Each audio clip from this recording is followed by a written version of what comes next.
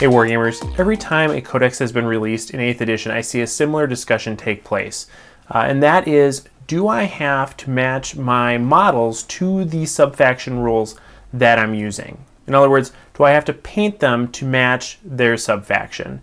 With the Tau Codex, that question really is, do I have to paint my models to match their sept? So do I have to have Farsight Enclave's color schemes if I'm using Farsight Enclave's rules?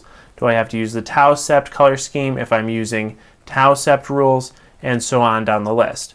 So that's what we're going to be talking about today. If you like this video, go ahead and hit the subscribe button. That way you don't miss any of my upcoming uploads.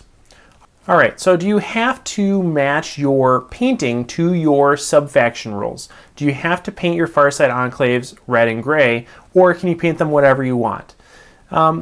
Now, Games Workshop doesn't have a clear answer on this. They don't say yes, you have to, and they don't say no, you don't have to pay attention to your subfactions or anything like that.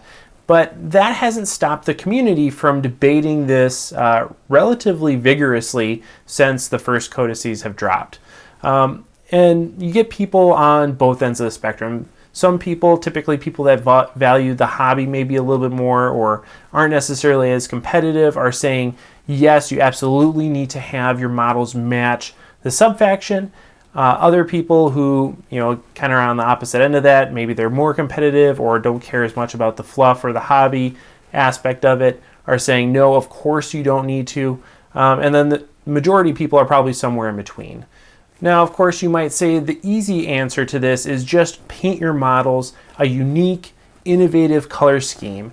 And there are clear examples where, you could say, yeah, of course, this is something that doesn't fit into any of the boxes, but there's not really a really good way to differentiate what is and what is not a unique color scheme. For instance, if I'm painting Farsight Enclaves and I use a slightly different color red, does that mean that I have a unique color scheme or not? What if I use orange, or I use brown, or I use them in slightly different proportions on a model?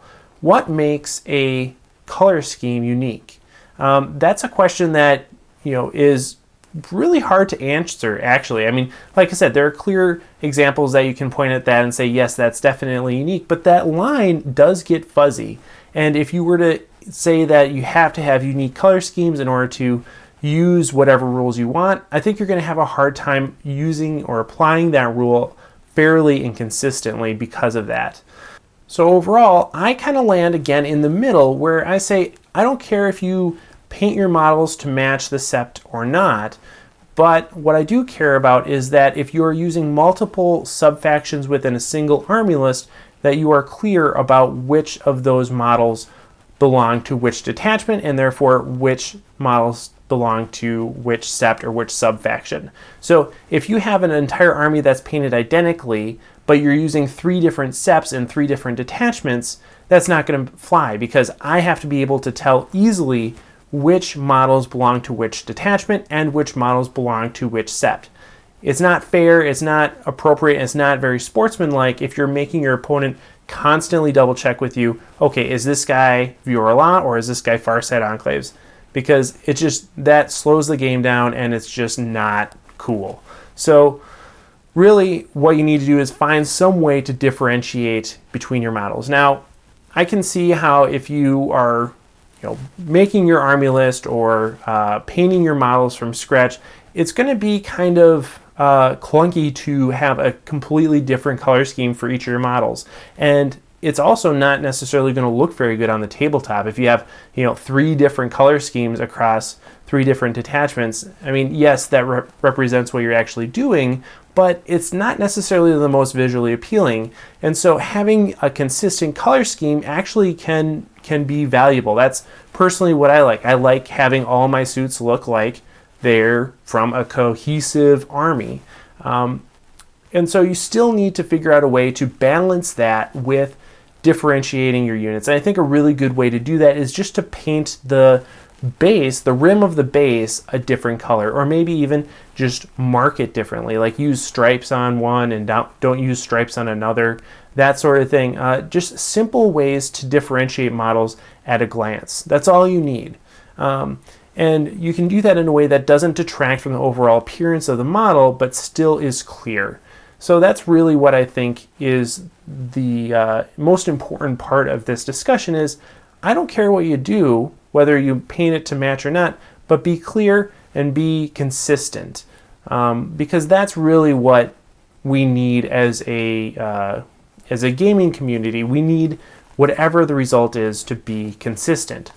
Now, that's just my opinion, of course. Like I said, there's lots of different perspectives, and in your own community, there might be a dominant perspective that is very different than that. So maybe in your local gaming group, everyone says, yeah, no, you got to paint them to match. Or maybe they say, no, don't worry about it. But whatever that home field decision is, you got to stick with it. So generally that would mean tournament organizers are going to have the final say. And of course, I say that as if that's a new rule, but no, of course, tournament organizers are putting in the time and effort to organize the event, so you really have to respect their decision, whatever it is. Similarly, if tournament organizers are going to enforce this as a rule, I think it's kind of their responsibility also to put that forth as a very clear expectation from the beginning. If you show up to a tournament, let's say you're coming from out of town, you drove an hour or two to get to the tournament, and the TO says, oh, yeah, no, you definitely have to have your models match the subfaction, but they didn't post anything online, they didn't notify you in any way, that's not cool either. So tournament organizers have to do their part to make sure the expectations are clear. And that's something that I think applies to every aspect of an event, whether that's army construction or mission format or schedule. I think all those things have to be very clear in a tournament event, and whether the painting requirement is 3-color minimum or matching your subfaction, that's something that also has to be included in that tournament packet ahead of time. People have to be aware of that ahead of time. So yeah, let me know what you think in the comments below. If you are a strong proponent of making people match their subfaction, let me know why. If you think that it's silly and a waste of time, let me know why also. So thanks for watching, and of course, happy wargaming. Hey everyone, I hope you enjoyed the video. I want to thank all my patrons over on Patreon. Your support really makes a difference for me, and I really appreciate it.